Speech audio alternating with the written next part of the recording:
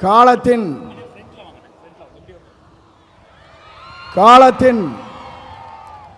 கடலில் கூடியிருக்கிற கூட்டத்தை பார்க்கிற போது நாளை தமிழகத்தினுடைய முதலமைச்சர் என்ற வரலாற்று படைக்கிற கூட்டமாக இந்த கூட்டம் இங்கே இருக்கிறது. எல்லோரும் சொன்னார்கள், எப்படி ஆட்சிக்கு வர வேண்டும் என்று பல பேர் கனவு காணுகிறார்கள்.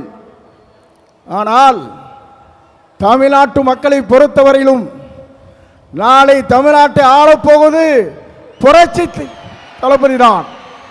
இதை யாராலும் மாற்றி காட்ட முடியாது என்ற வரலாறு தான் பெரியார் மண்ணிலே இன்றைக்கு காணுகிற காட்சியை நாங்கள் காணுகிறோம்.